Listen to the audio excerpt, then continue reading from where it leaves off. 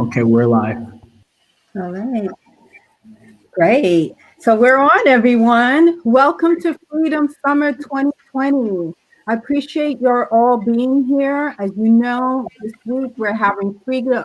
As usual, we're having Freedom Friday. So tonight is Friday Night Live, and this Friday Night Live is sponsored by the Black Church Action Fund, where it's our goal to reclaim political power in our communities, mobilizing our communities to get out there and vote. So I'm so excited about this panel that we have today. And I just want to take this time to introduce to you. We have Reverend Dr. Jennifer Leith. Dr. Leith is the pastor of Campbell Chapel AME Church in Denver, Colorado, and she's also assistant pastor of religion and social justice at ILIF, the School of Theology. Then we also have with us Omar Montgomery, who is the president of the Aurora, Colorado chapter of the NAACP. And he's also a recent mayoral candidate in the city of Aurora. Is that correct? Yes. Okay. And we also have Reverend Dr. Timothy Tyler, pastor of Shorter Community AME Church in Denver, Colorado, who's also a social justice advocate and consultant. So I welcome you all here tonight, and I thank you for joining us in these discussions, which are very important for the time that we're living in. As you know, this year's elections are probably, I would say, probably one of the most important elections that we're facing, the upcoming elections, right? We find ourselves in the midst of two pandemics, one being a health pandemic. And as many have said, we're also finding ourselves in a race pandemic, which I think we can all say that this pandemic, unlike COVID-19, didn't just start. I've heard many people refer to it as COVID-16, 19, right? So I sense that at this moment in time, that we are at a place that is going to be known as a pivotal time in this country's history between having to deal with these two pandemics. I sense that there's an urgency that's taking place right now. We see that there's a resistance that's taking place and that there's an increased level of awareness throughout the country.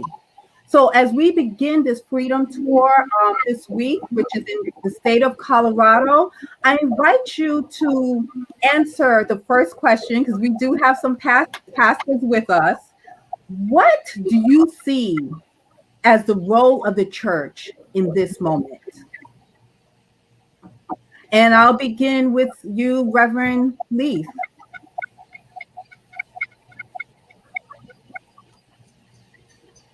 I think you're on mute.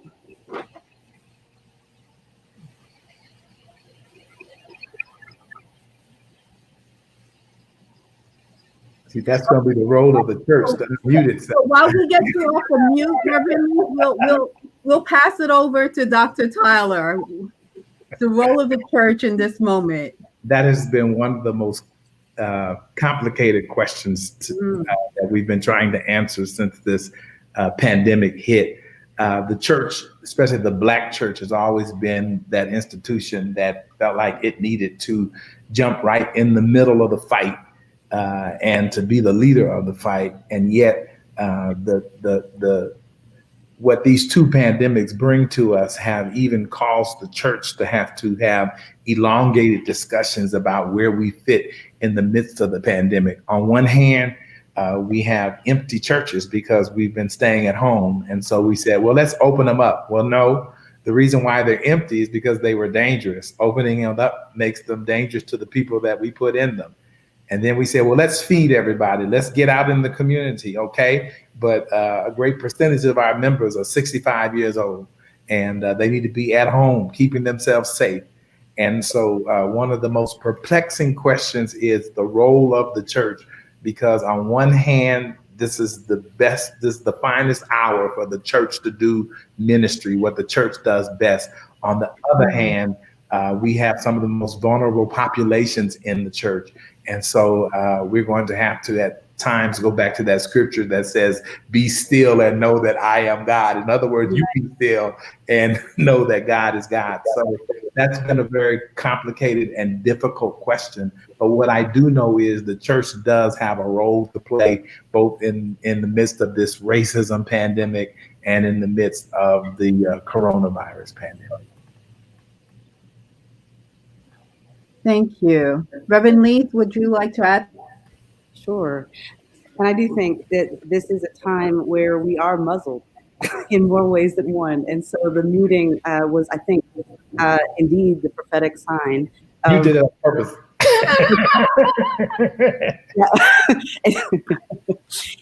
It is the prophetic sign that that we need to stop and listen, and the leadership for this time must be a shared leadership.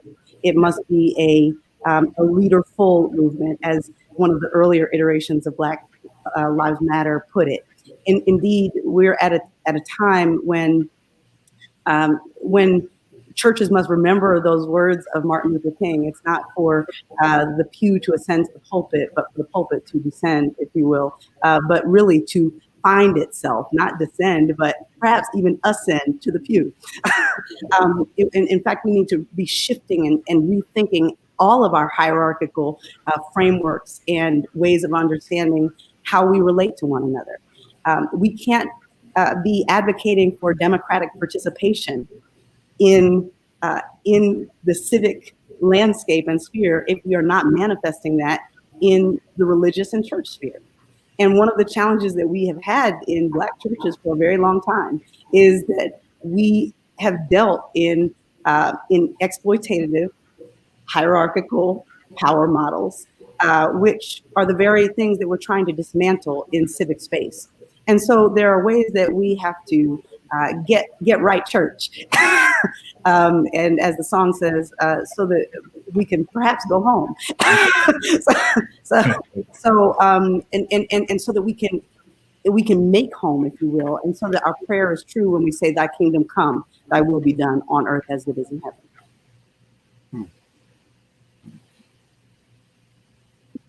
Thank you. So, Mr. Montgomery, would you like to add to that and comment on this question? I would like to say, just from a community perspective, church is still one of the most important institutions when it comes to the justice that we're fighting for now. If we don't have ministers at the table, if we do not have our faith-based institutions at the table, then we're only going in with half the army. Maybe not even half, maybe just 1/4 of the army. And let me tell you the reasons why. In 1965, when John Lewis, right before they was about to cross the Edmund Pettus Bridge, they started at a church. They started to set up triage before they even crossed the bridge because they knew that the hospitals wouldn't accept them locally. And when they crossed the bridge, they knew that there was going to be some trouble. And when they ran back straight to the church. So I say today that we're fighting for justice for Elijah McClain. We're fighting for justice for people all across the country. The NAACP and all of our other civil rights organizations need to know that we need to connect with our faith-based institutions in order to have what I perceive to be a holistic, successful movement. I wanna just follow up in two comments that I heard. The first one, Reverend Leith, you had mentioned that there is a prophetic sign. And as you continue to speak, I think what came to my mind was, how is the church going to use this prophetic imagination in this time, right? Even Dr. Tyler, you mentioned how this is a difficult time for the church because, with COVID, we have to stay away from each other. Everything is virtually. So I think it calls for us to reimagine new ways and new approaches. And Reverend Leith, you also mentioned dismantling the exploitative hierarchical mantle. So my question, if I got that correctly, is what does that dismantling look like? How do we do that? How do we move in that direction? And how are we able to pull others in our church family along with us as we make attempts to move in that direction? Because we know often not everyone is on board with that move. Mr. Montgomery, just to follow up with your statement of bringing everyone to the table, I think sometimes the challenge is some churches and some leaders don't know how to find their way to the table. How do they get to that table? Not everyone has access. And can we talk about the access to that table? And Minister Lisa, I want to add to that. Yes. Some of them don't know how to find their way to the table, but I think we have to be honest. Some of them don't want to come to the table. Exactly. Absolutely. Absolutely. So then what do we do in those situations? I think that right before I got on this call, I was on a video conference with the Ministerial Alliance, and we're talking about some actions that we want to take in the community. And what I found out was, as an NAACP president, individually, I had connected with them, but not through the Ministerial Alliance.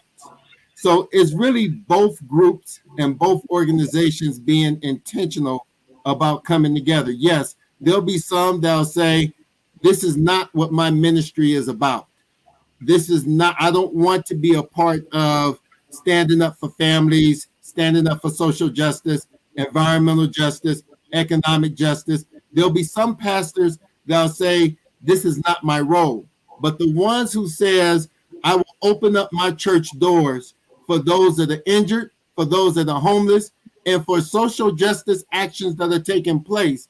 We're not trying to force churches to open their doors. We go to the ones that's open, and we maximize that opportunity to do what we need to do the work in our community.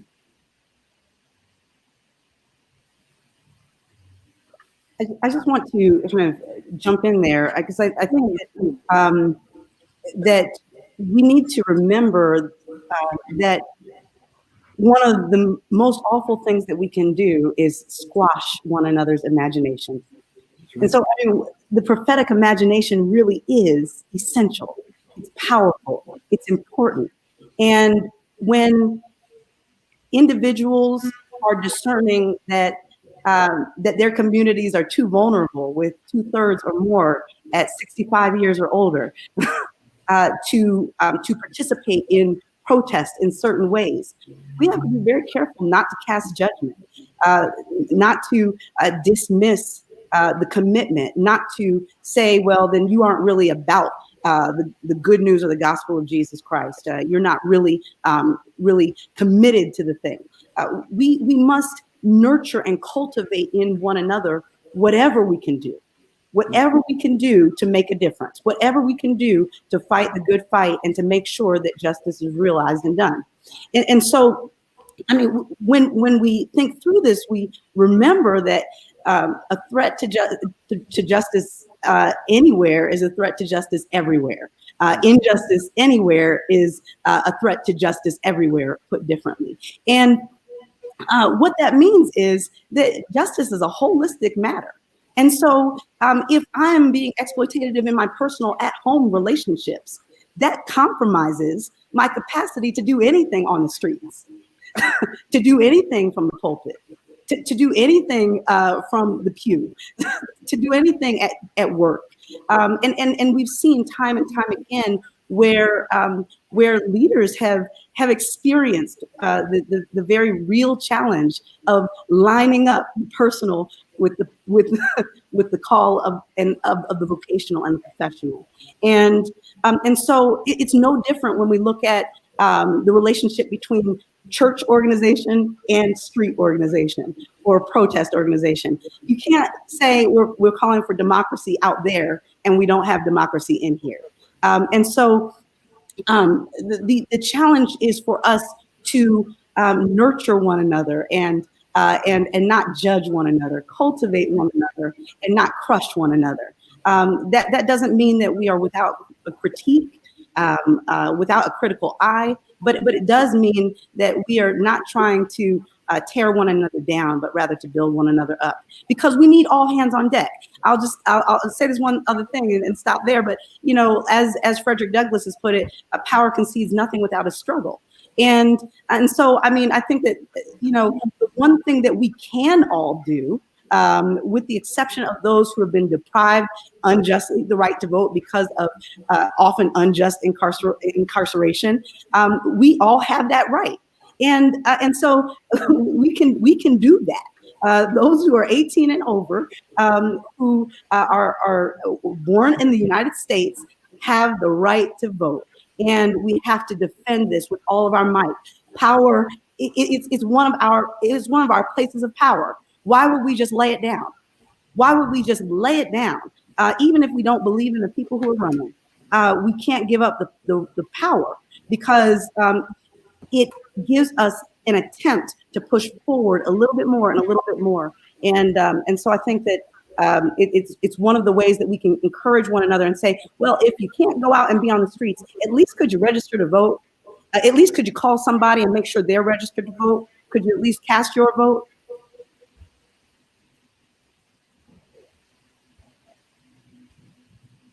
Absolutely. Thank you. Does anyone want to jump in on that? And I think great words. Thank you for sharing. Great words. Yeah, I thank you for that, Reverend Leith. Because when I think back, the Honorable John Lewis stated that not everyone is able to get out there and protest, right? But the most powerful nonviolent action that we can do is to vote. So in that sense, and I think you spoke a little bit towards this, Reverend Leith, what can churches do, or what role can be played in that, being able to mobilize people to vote? Because this is what our whole Freedom Summer 2020 is all about. Now, we know that many churches are doing a great job at voters registration, right? We have voter registration campaigns in our narthexes, in our parking lots, in our community sidewalks. But it's one thing to get folks registered. It's another thing to get folks to either show up at the polls, or, as in Colorado, mail in their ballot. And I know that I've read articles where you, Dr. Leith, and you, Dr. Tyler, have done some interesting things within your churches to encourage people to bring their ballots in and actually, hey, get these out. You're not looking at their votes or telling them how to vote, but you're encouraging them to get that out. So I would like to know, what more can we do to let people know the importance of this, for people not to be discouraged with the current political situation and the attacks or the threats that we hear towards maybe the Postal Service or different forms of voter suppression, which I know, Mr. Montgomery, is something that you encountered. So if you could speak a little more to those things, I would appreciate it.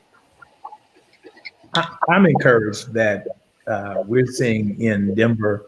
I think that one thing the church is going to have to do is not just say, go vote, go vote, go vote, but the church is going to have to continue to paint living pictures of why this voting is important. We've got a wonderful we have some wonderful up and coming young political figures in Denver, like my council person, Candy C. DeBaca. And she has been able to create a whole energy around young activists coming to the council meetings and actually seeing the process happen in living color, for lack of a better phrase. And so I think the church is going to have to continue to lift up issues and then encourage this generation to know that if we want to see another world, a better nation, a better city, and I believe local politics is just as important as national politics, that we're going to have to encourage people to vote. But just to say vote is not going to be enough. We're going to have to paint the picture in such a way that people can actually see. I don't know how anybody can watch what's happening in our nation right now and say voting doesn't make a difference. Voting is going to save lives. It's going to eradicate injustice. At least it's going to start the process. As long as we have white systemic racism in the world, we're never going to be totally free. But we just have to dismantle it one little crumb at a time. And voting helps to do that. So I think the church, I call us the church in exile right now. Even the church in exile is going to have to continue to paint the picture for this generation that it is important to vote. It is important to have your voice heard. It is important to participate in the process. We are fighting for our lives in Aurora, Colorado, because 200 and some odd people failed to go out and vote for C.R. Omar Montgomery. And so we've got to paint those pictures to say, this is why it's important to vote. I would add that there's a critical need, I think, to remember the 1964 context of Freedom Summer and Freedom Schools. Let's get clear. The vote wasn't about Lyndon Johnson. You don't even hear Lyndon Johnson's name. Most people don't even know who was elected in 1964 as president. This is not about person or personality. This is about democracy. Sure. What we're selling and what we are voting for is the future of democracy, is the future or the possibility of an organizational or governmental structure where we have any say or any thought. Sure. Or in care. We're not talking about candidates. We're not talking about candidates. What is on the line, and certainly voting in one way is a vote for less voter suppression in the future, right? But we're not voting for people. We're voting for process, and we have to get it in our hearts, in our souls. We have to be convicted of the power of democracy, or of the importance of democracy as the best strategy that we have for now. Because otherwise, we're going to have a dictatorship that is not so benevolent. And in the best case scenario, maybe a benevolent one, but no, this is not what is our future, especially if we give up the right to vote. And so, I mean, for me, the strategy is for our folks, number one, make sure you're registered. I've had members to think that they were registered only to find out that they had been dropped from rolls. Right. So confirm that you're registered. That's number one. When you get your ballot, fill it out, mail it back immediately. But even before you've done that, I mean, we have a responsibility to fill in the gaps where there is significant voter suppression, knowing that the coverage formula was struck down in 2013, that the Voting Rights Act of 1964, 65 does not have the same strength that it did then. It has not been renewed in the same ways. Parts of it have been dismantled and stripped away. But those same states where there was voter suppression before in the 1960s are the same states where there's voter suppression right now. And so our members, especially in Colorado, in our churches, need to be calling potential voters in other states to make sure they're registered and that they're able to vote, and that they can get a safe ride to the polls if they need to, that they have what they need to be masked up and safe when they go, that they have enough water and food to be able to sustain an 8 to 10 to 12 to 14 hour wait in a line. I mean, this is what we can do. This is what we must do, I think. And so I think Colorado, and especially voters in Colorado, the voters who are part of Campbell Chapel AME Church and other churches like mine, like Dr. Tyler's, like Brother Montgomery's, like ours, I think we have an opportunity to make sure that we are mobilizing for other people in other states. We've got to cast a light and give some support in other places. That's right. Thank you. Mr. Montgomery, I know that with your recent running as a mayoral candidate, that you encountered some issues with voting and how the ballots were being mailed or whether they were being mailed. Could you speak a little bit more towards that and just let us know, just to bring about more public awareness of what was Yes. taking place? First of all, I want to say going through the election was an awesome experience. So not winning, we're still doing the same work we are doing as if we won. So I just want to put that out there, because when I share this, I don't want to sound like the sore loser. We're still out there doing the work regardless.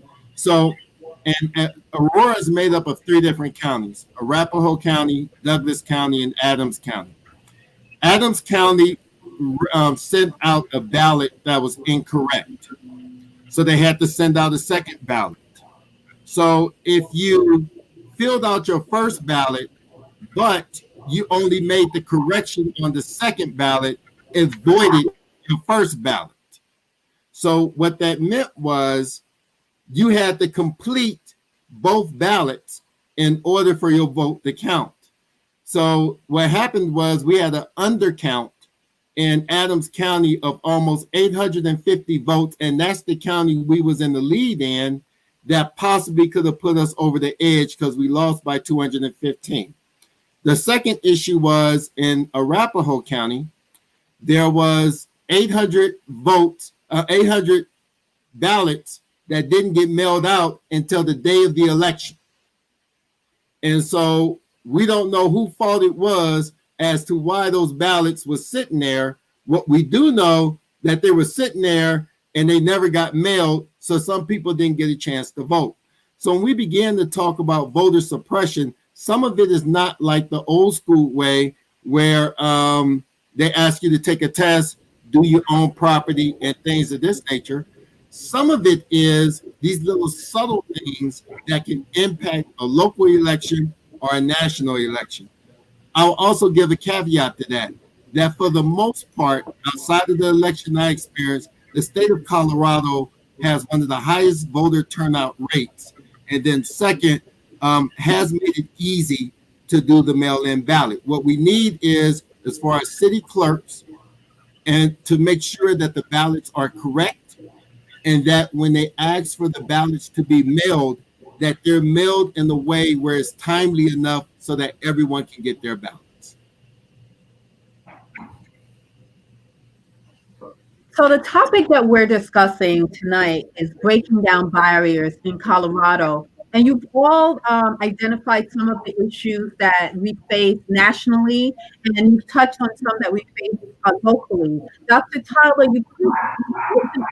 you said that we need to continue to lift up the issues. So I would just like to give each of you an opportunity to speak about some of the issues that are facing Colorado, the folks in Colorado, especially in our Black and Brown communities, are facing, and which directions do we need to go in terms of changing policies, changing laws, or whatever changes that need to come about, including holding folks accountable, right? Because we also know that there has been several incidences of police brutality, even as recent as this week, with the 3 little girls that were handcuffed and made to lay on the ground. So when we speak about the issues, not just on the federal level or national level, but please also speak about what's happening in Colorado that individuals, that voters need to focus on. First of all, it's interesting to me. I know that for many people who I talk to, it's a revelation to them that there are Black people in Colorado. But interestingly enough, Colorado has a long and very interesting Black history. Shorter Church, which is the oldest Black church in Colorado, was burned down by the Ku Klux Klan in 1925. And so we have our history in Colorado. And what I learned about Colorado when I moved here was that we're very cosmetically concerned. That is, we want to push the snow-capped mountains. And when I brought my son here to Colorado, he said, Dad, I took him down Martin Luther King Boulevard, and he said, Dad, we came here from St. Louis. He said, this is the cleanest Martin Luther King Boulevard I've ever seen. And that was just indicative of the outside show that we often want to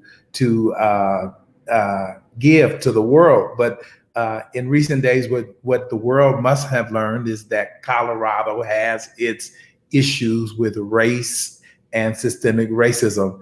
The African American, the Black community is a small percentage of the total community here, but Denver has not always done right in terms of its racist behavior. We've had police abuse didn't just start in the last few years. It's been around for we've had many fights. One of the major fights that I was involved in was with a man by the name of Marvin Booker, an unhoused gentleman who was killed by 5 sheriff deputies. He was 120 pounds, and all 5 of those deputies piled on top of him in the jail. And when they came off of him, he was dead. And that fight went to court after 6 years. And a lot of white people could not figure out why would we even cry racism in that case, or systemic racism. At the time, the mayor was Black, the police chief was Black, the sheriff was Black, the manager of safety was Black. And oftentimes white people have a hard time believing that you can cry racism when everybody who is at the helm of the situation is Black. But what I often tell people is that it don't look at the color of the people who are at the helm of the system. It doesn't matter. The system changes personalities often, but the system itself is white supremacist. And so it doesn't matter who's running the plantation. You got to look at the plantation. And so, but it makes the fight harder when you have a Black mayor who refuses to take responsibility for the death of a Black man under his watch. And so we've had some major fights in this town. And now we fight in Brother Omar's neck of the woods for justice for Elijah McClain. And we are fighting major fights in a place where we should not have to be fighting them. I know the first 2 weeks after George Floyd was murdered, everybody thought that the world had changed, that white supremacy was dead, that now everybody believes that Black lives matter. But I tell you, white supremacy does not die easy. And so we'll see it get worse before it gets better. And yeah, we've had a lot of fights. Family, we are grieving under the pandemic of racism in Denver, and we are grieving under the pandemic of COVID-19. And this fight is not getting any easier. My son wanted to go out and protest one day, and he and I had a lot of words about it because I was worried about him going out and I was worried about him bringing something back. And my son said, "Dad, just encourage the fighters. I want to say this, then I'll be quiet." Dr. Jennifer talked about the fact that that we've got to reimagine. Our issue with coming to the table is that now people are going to have to take different seats at the table. And so in this fight, Brother Omar, I do believe that the NAACP must be there. I believe the church must be there. But I think that we have to stop getting our feelings hurt when the activists at the table won't let us lead or tell them what to do. Sometimes we need to just come to the table and let them know we're there and be quiet and trust that we raised our young people well enough to lead us. And so this fight in Denver is major. And if you watch the film clips, most of the people who are in the fight tend to be white. And that's a whole nother panel discussion. But I get it too. Black people are tired. We're tired. We are passionately tired of having to tell white people that our lives matter.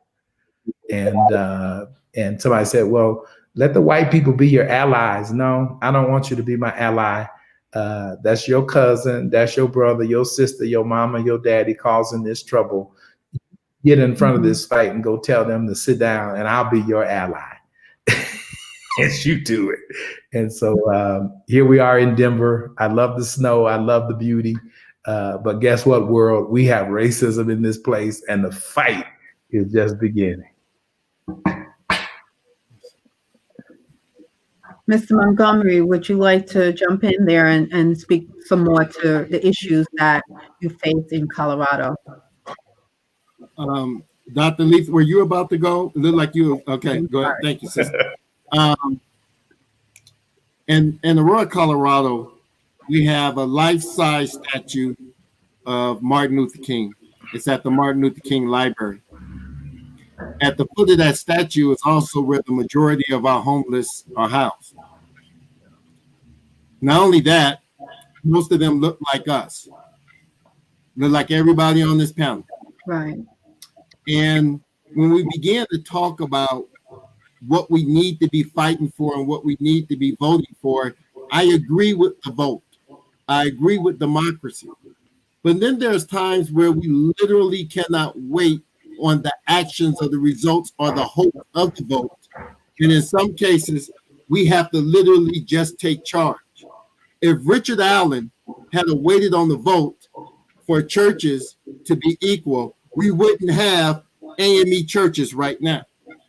If John Lewis was waiting on people to give us the right to vote and not cross over the Edmund Pettus Bridge and show the hypocrisy in America of going to Vietnam fighting for rights, but depriving rights right here, we probably wouldn't have the right to vote.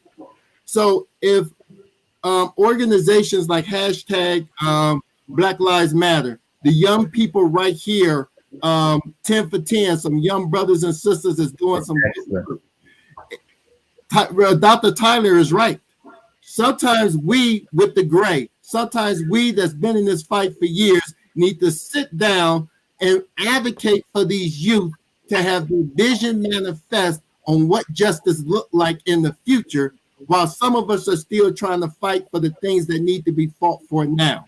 So if we continue to vote and another 5 years, the same people are sitting at the MLK statue that was homeless during that first vote, then there's something we're doing wrong, and we need to hold the people that we voted for accountable, and then we need to look in the mirror and say, what did I do?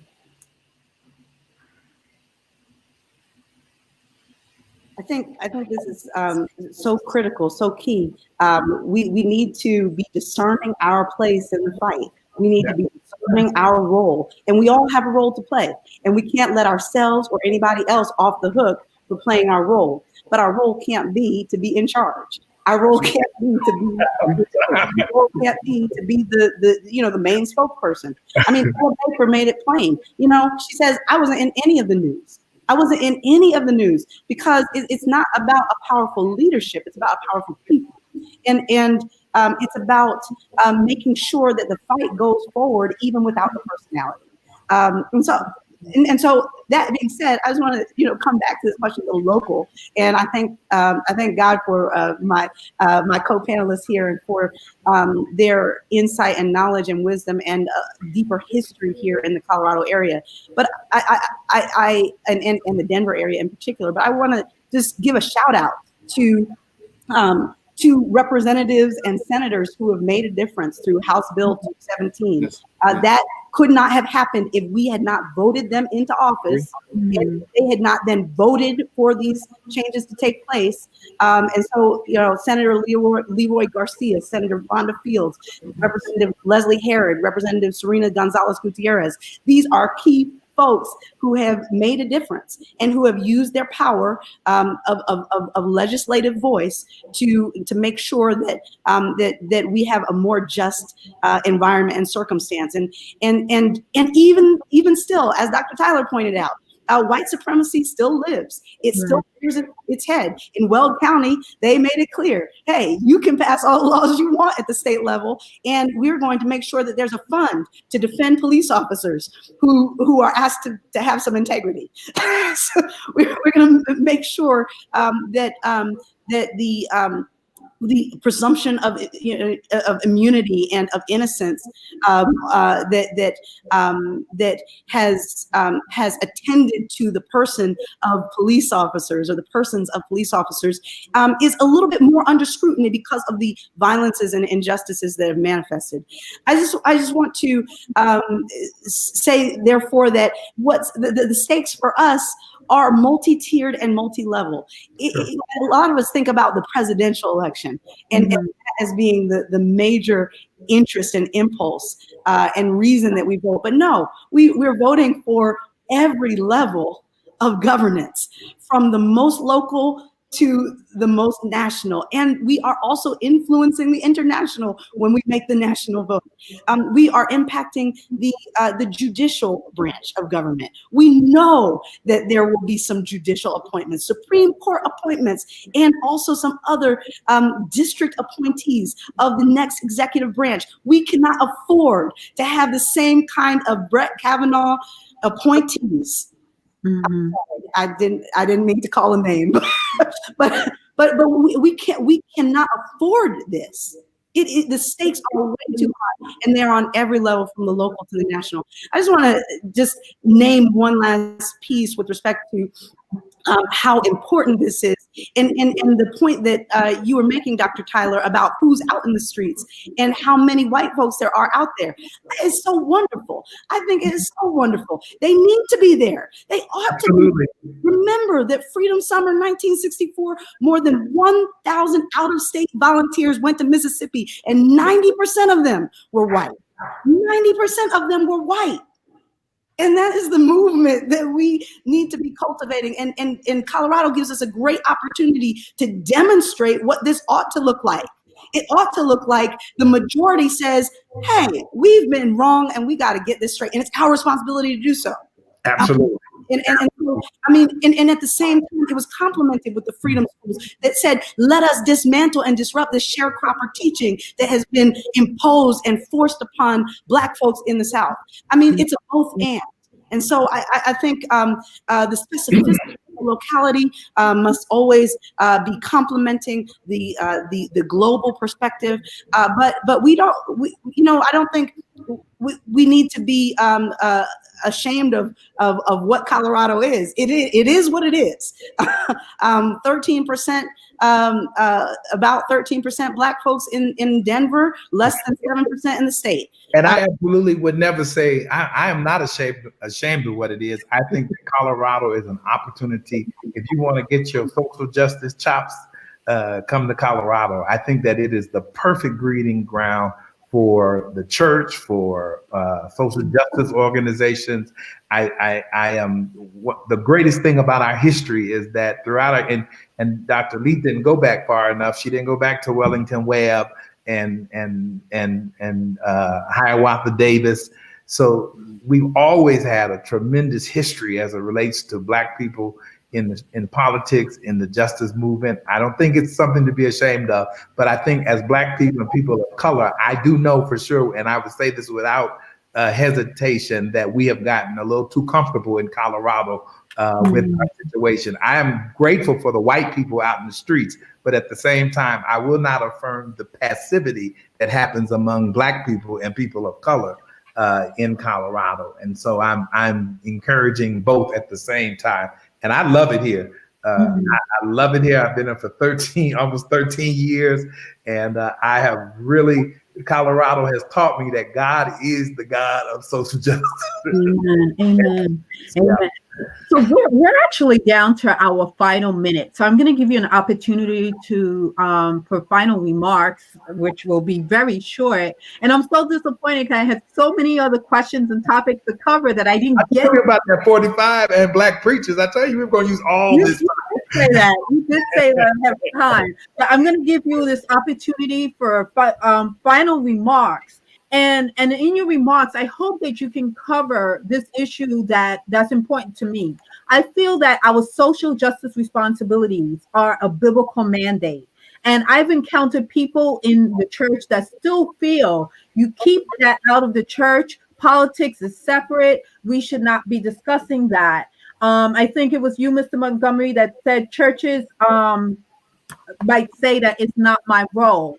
So I would just like maybe in your closing remarks, if you too are of the opinion of that biblical mandate because of the life that Jesus lived and what he advocated for, can you speak to that and say as to how it's the church's role?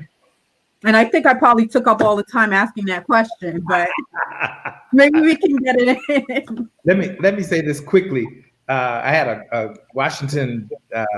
I had a newspaper reporter call me and they wanted to interview me, and I got my ego got in front of me, and I just was excited because I knew they were going to ask me about me and what I did, what I've been doing, what I've done. When I talked to them, they said, "Oh, we wanted to talk to you because we were interviewing somebody else," and they said you were their inspiration. and at that point, I realized that I'll always be involved in the fight, but the older I get, I'm going to have to take a different position in the fight and encourage somebody else. I think the role of the church is to always be in the fight, not always taking the front part of the fight, but always being an encourager for those who are in the fight. And so we encourage our babies out there, Black Lives Matter, even if they cussing and swearing and ain't never been to church in their lives, they're looking for us to encourage them and to lift them up and to root them on. And I see that as the role of the church. God is the God in the sanctuary, and that same anointing is in the streets, I believe. Yeah. Just a couple more seconds quickly, Dr. Leaf. Yes, absolutely. And for those of us who are able, we need to relocate the church in the streets, not in the same old way, not with the same old paths and patterns, but we need to allow ourselves to be reshaped in the sacredness of what's happening in the streets. And really, to God be the glory for what's taking place, because it is the place where we can do justice, love mercy, and walk humbly with our God. Yes. Amen. Amen. Mr. Montgomery. I'll just make this very brief. It's we're all partners in this fight. We're all got to work together, and we all have our roles. There's times I have to sit in the back. Sometimes I may have to give out water. Some days I may have to pick up trash. Some days I just need to sit in the corner, shut up, and listen. We all have our roles. When it comes to the Black church to me and our Black faith organizations will always be the pillar regardless of what position they take. Because to me, when we look at our first institutions of political knowledge, our first institutions of economic knowledge, and our first institutions of freedom, many of them started with our faith-based organizations. So to me, regardless of what role they play, we just need them there so that we know that we have a backboard protecting us, either through prayer or a place we can go to just to have some refuge. Yes, sir. Amen. Thank you, Reverend Dr. Leith, Reverend Dr. Tyler, and Mr. Omar Montgomery. I thank you so much for being here tonight and for sharing with us. Thank and you. I hope that we're able to gather again sometime in the future. Great. Thank you. Have a blessed evening, everyone. Thank you. All right.